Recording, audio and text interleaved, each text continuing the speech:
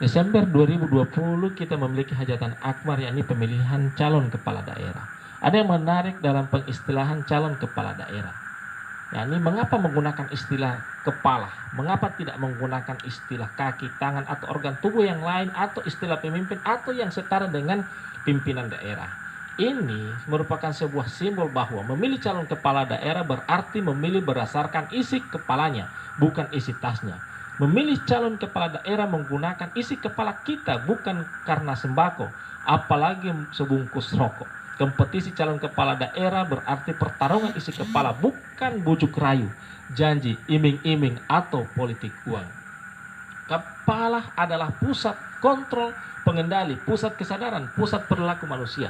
Maka sudah seyogyanya pengguna hak pilih menggunakan isi kepala untuk membangun kesadaran tinggi, memilih pemimpin. Bukankah kampanye pemilihan kepala daerah dilakukan sebagai wujud dari pendidikan politik masyarakat yang dilaksanakan secara bertanggung jawab? Bukankah kampanye kepala daerah adalah ajang adu visi, misi, program kerja?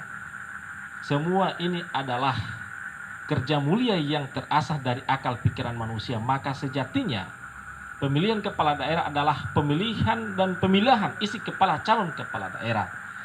Di dalam buku Tata Kelola Pemilu di Indonesia tentang nilai dan asas pemilu yang ditulis oleh Chris Nugroho dan Peri Daud M. Lindo, yang mempertanyakan apakah pemilihan kepala daerah menentukan sebuah negara berhasil mewujudkan cita-cita demokrasi, yakni mensejahterakan dan memakmurkan rakyat, atau justru menjadi sebaliknya.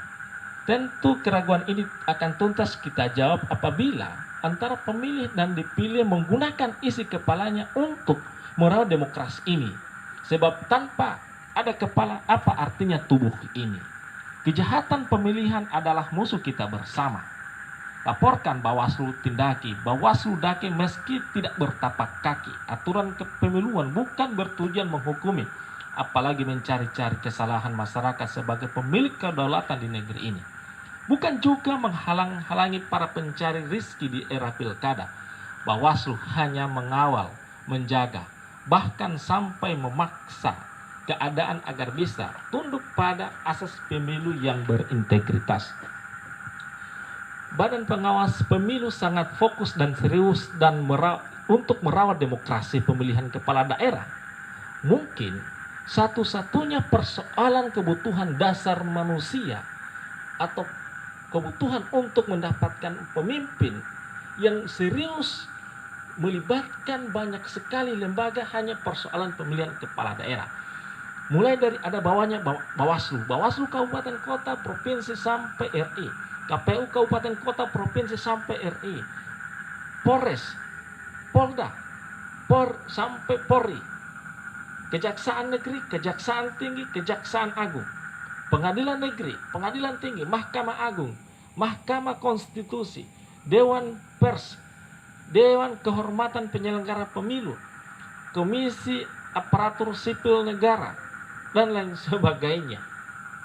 Ini memberikan sebuah tanda bahwa pelaksanaan pemilihan kepala daerah diletakkan pada dasar akal sehat manusia, agar pelaksanaan regulasi benar-benar mewujudkan pemilihan yang berintegritas.